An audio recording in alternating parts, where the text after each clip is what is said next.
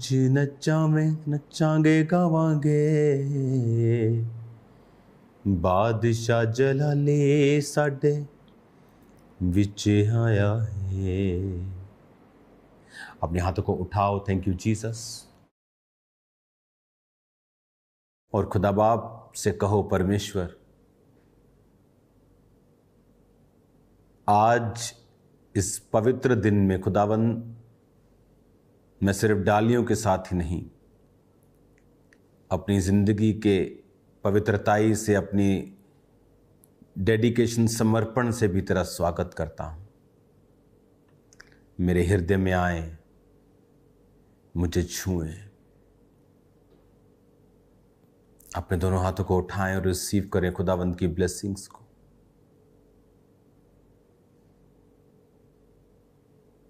तुम आशीषित हो अंदर जाते वक्त, बाहर आते वक्त, बैठते वक्त, उठते वक्त, अपने बिजनेस में, अपनी जॉब में तुम्हारी जमा की हुई चीजें आशीषित हों। तुम्हारे सिर पर कभी तेल की कमी ना हो, कभी अभिषेक तुम्हारी जिंदगियों से कम ना हो। तुम्हारे वस्त्र सदा उजले रहें, पवित्रताई की तुम में कमी ना हो। यहोवा मेरा बादशाह, ओ करदा भला सदा, ओ करदा भला अपने लोकां दे नाल, ओ करदा भला अपने लोकां दे नाल, ओदा वखरा अंदाज सदा। यहोवा मेरा बादशाह, ओ करदा भला सदा। खुदा बाप तेरी भलाई के लिए तेरा शुक्र करते हैं। इन वचनों को सुनने से यह आशीषित और कभी भी सेम न रहे, प्रभु यीशु मसीह के पवित्र नाम में, आमीन, आमीन, आमीन।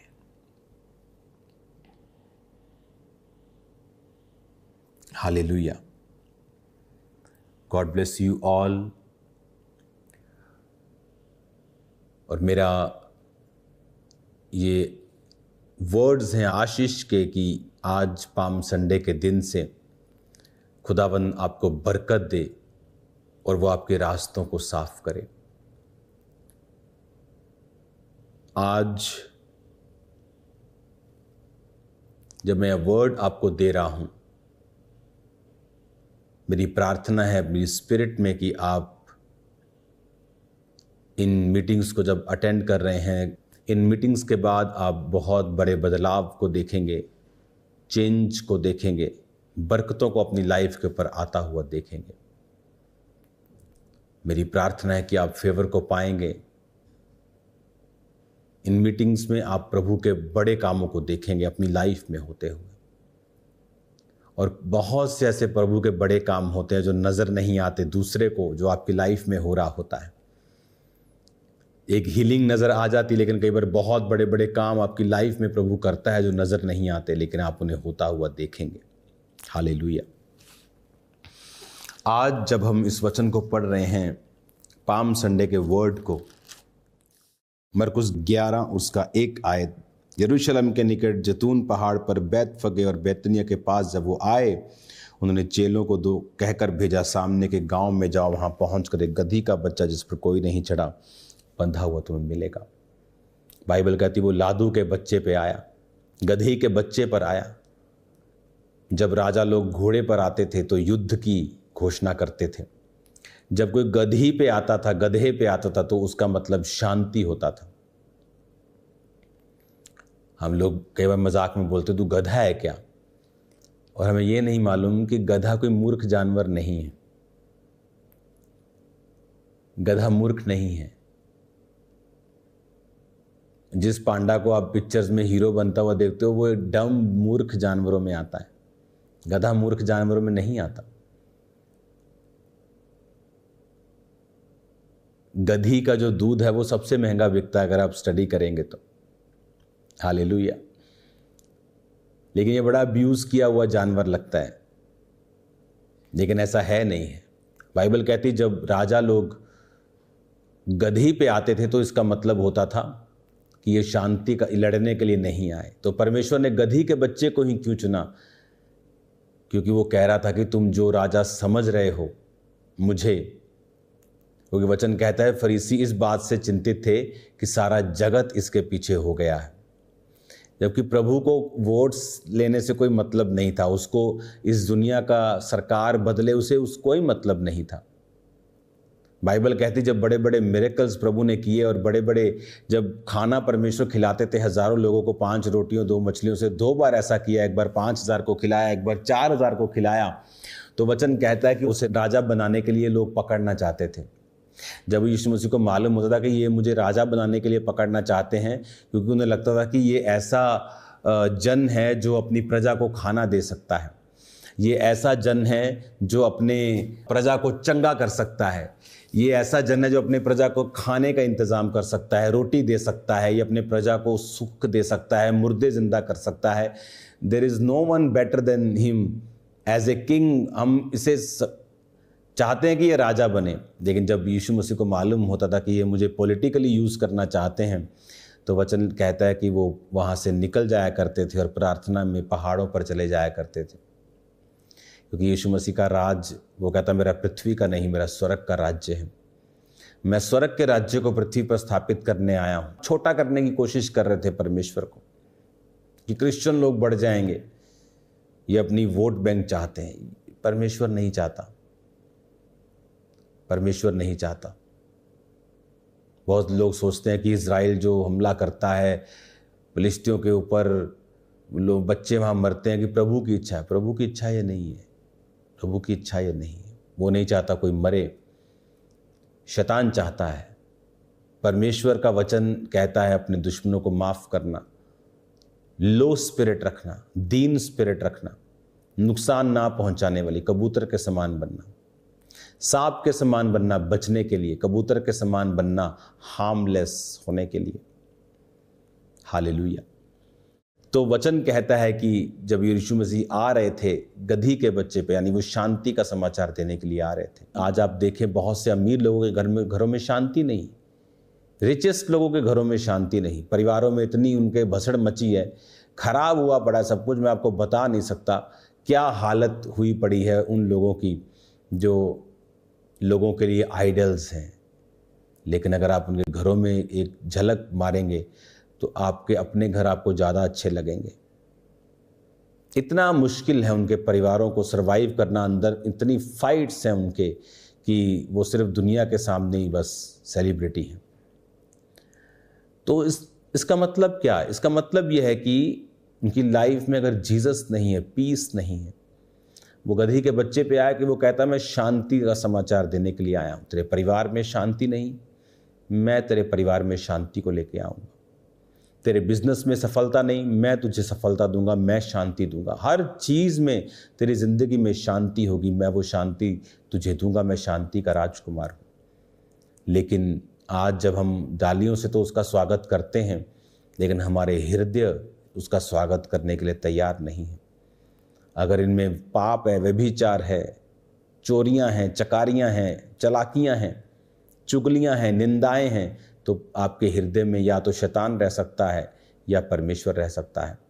अगर आप अपने हृदय में परमेश्वर को एक्सेप्ट करना चाहते हैं तो अपने हृदय को खाली करें और उसे कहें प्रभु मेरे जीवन में आ, पाप रहित उसे करें। अपने आप को समर्पण करते हुए प्रार्थना में, फास्टिंग में एक धर्मी जीवन, क्रिश्चियन जीवन जीते हुए प्रभु को पुकारें। फिर देखिए वो आपकी लाइफ में क्या करता है। जब प्रभु यीशु मसीह उस घर में थे जहाँ दाखरस कम हो गया था, शादी वाले घर में, तो वहाँ बेइज्जती होनी थी, लेकिन जीसस वहाँ थे तो वहाँ इज्जत हुई। कहते वाह तूने अच्छा दाखरस अब तक रख छोड़ा था, वाह मज़ा आ गया। अगर वो अपना एफर्ट लगाते तो क्या करते? साथ वाले गांव में जाते, किसी शॉप में जाते, दुकान में जाते, 2-4 घंटे लगते, क्योंकि इमरजेंसी थी, पूरी तैयारी तो थी नहीं, इतने में बारात चली जाती। बहुत से लोग दुखी हो जाते, निराश हो जाते कि अब लेट हो गए। मान लो आप खाना खा रहे हैं, आपने खाना खा लिया, आप खाना खा रहे, खाते खाते सब्जियां ख़त्म हो गई, थोड़ी सी एक सब्जी ख़त्म, 4 सब्जियां, उनमें से 3 सब्जियां ही ख़त्म हो गई। अब आप ये थोड़ी करेंगे चलो बाद में खाते, अब खा रहे हैं, आपको चल ले आया यार एक सब्जी से खाते हैं। जब आपने खा लिया तो बाद में बोले कि 3 सब्जियां और आ गई, आप नहीं खा पाते। जब बाद में दाखरस आता तो क्या होता, वो लेट होता, क्योंकि इंसान का एफर्ट था, लेकिन वहां प्रभु ने एफर्ट किया और पानी के भरे हुए मटकों में दाखरस पैदा कर दिया। यही मैं कह रहा हूं, जब प्रभु यीशु आपके जीवन में होंगे तो वो प्लान करेंगे, मास्टर प्लानर है वो, मास्टर प्लान करेंगे वो आपकी लाइफ में। बड़े बड़े अच्छे अच्छे देशों में जाओ, प्लेन से आपको घर दिखेगा, जैसे किसी ने प्लेन से उसको एग्जीक्यूट किया होता है कि पूरा परफेक्ट, एक एक घर, एक फिर लाइन, ये सीधी सीधी। और कई देश ऐसे आप ऊपर से देखेंगे, नीचे देखेंगे, आपको लगेगा कचरा पड़ा हुआ है। आप प्लेन से नीचे देखेंगे, आपको लगेगा कचरा पड़ा हुआ है, इतना खराब लगेगा आपको। लेकिन कई देश आपको, आप प्लेन से देखेंगे, ऐसा लगेगा किसी ने जैसे बड़ी सीधी लाइनें मारी हुई हैं। तो परमेश्वर प्लानर है, वो आपकी लाइफ को सीधा करेगा। आप नहीं कर सकते, ना तो बल से, ना शक्ति से, बल्कि उसकी आत्मा के द्वारा। लेकिन जब आप प्रभु को अपना जीवन देते हैं, आपकी लाइफ में वो होता है। आपको नहीं मालूम कहाँ कब किस चीज़ की, उस मैरिज में जानबूझ के तो उन्होंने दाखरस कम नहीं किया होगा, मे बी कुछ गलती हो गई, मिस कैलकुलेशन हो गई। तो बहुत सी सिचुएशंस आपकी लाइफ में होती हैं, कई बार आप नहीं चाहते लेकिन आप उन सिचुएशन में फंस जाते हैं, कई फैमिली की वजह से, किसी की वजह से, किसी की मिस्टेक की वजह से। और वहां पर आपकी अपनी ताकत आपको नहीं निकाल सकती, कई बार आपको परमेश्वर निकालता है। लेकिन अगर वो आपके जीवन में हो ही ना, अगर उस घर में यीशु मसीह होते ही ना, अगर वो उस घर में उनको न्योता ही ना मिला होता, वो आते ही ना, तो जिस घर में वो थे ही नहीं, मिरेकल कैसे होता।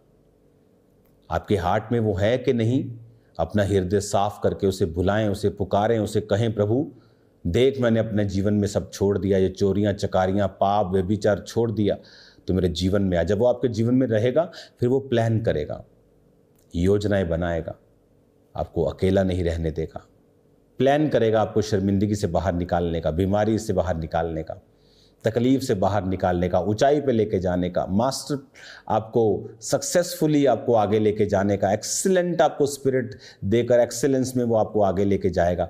लेकिन अगर आपकी लाइफ में वो होगा ही नहीं, फिर वो कहीं नहीं कर पाएगा, कुछ नहीं कर पाएगा, कहीं भी आपको लेके जाने ना पाएगा। मेक श्योर जीसस आपकी लाइफ में हो। मेक श्योर हमारी लाइफ भी प्रैक्टिकली कर्मों से उसका स्वागत करती है। मेरा हृदय आपके साथ जुड़ा हुआ है, सबके साथ, और मैं आपको बधाई देता हूं आज के बेस्ट दिन के लिए कि प्रभु ने हमें मौका दिया कि हम इकट्ठे हो सकें और प्रभु की महिमा कर सकें। प्रभु आपके संग हों, अपने हाथों को उठाओ, सब बीमारियां आपके शरीर को छोड़ जाएं और आप आशीषित हों। प्रभु आपको ब्लेस करे, वो आपकी हदों को बढ़ाए, सारे इंतजाम करे, बीमारियों को खत्म करे, शैतान आपके जीवन को छोड़ के जाए। आप ब्लेस हों यीशु के नाम में। आमीन, आमीन, आमीन। Thank you Lord.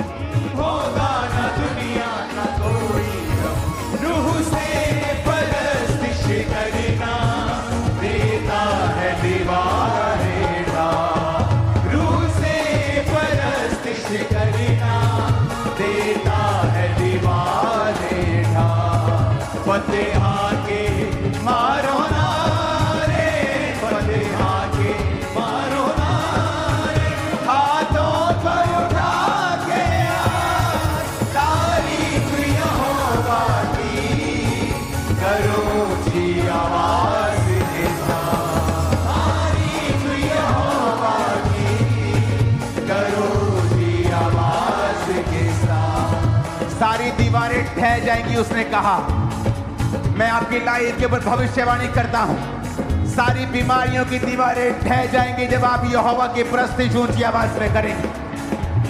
वो सारी शर्मिंदगी की दीवारें आज ढह जाएंगी यीशु मसीह के नाम में। आपकी लाइफ के ऊपर मैं इस वचन को डिक्लेयर करता हूं, वो सारी कमजोरी की दीवारें ढह जाएंगी जैसे आप प्रस्तुति करेंगे। मैं इस लाइन की भविष्यवाणी आपके सिरों के ऊपर करता हूं यीशु मसीह के सामर्थी नाम में।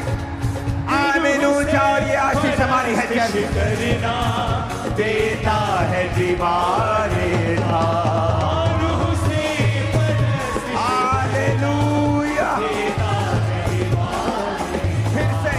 रूह से परस्तिश करना देता है दीवारे फतेहा के मारो नारे, फतेहा के मारो नारे, हाथों को उठा के तारीफ यहोवा की करो सी आवाज के साथ, तारीफ यहोवा की करो सी आवाज के साथ, तारीफ यहोवा की करो सी आवाज के साथ, तारीफ यहोवा की करो सी आवाज के साथ। तूफान से हमको ना डरना है, तूफान से हमको ना डरना है, तूफान से हमको ना डरना है, तूफान से हमको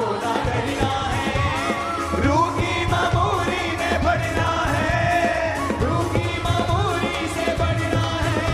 लेग्रोसो ताला ना बचा बचा ना मचा काना, लेग्रोसो ताला ना बचा बचा ना मचा का बचा ना बचा के, लेग्रोसो ताला ना बचा बचा ना मचा का बचा ना बचा ना वाला ना बचा के, लेग्रोसो ताला ना बचा बचा ना मचा का बचा ना बचा के।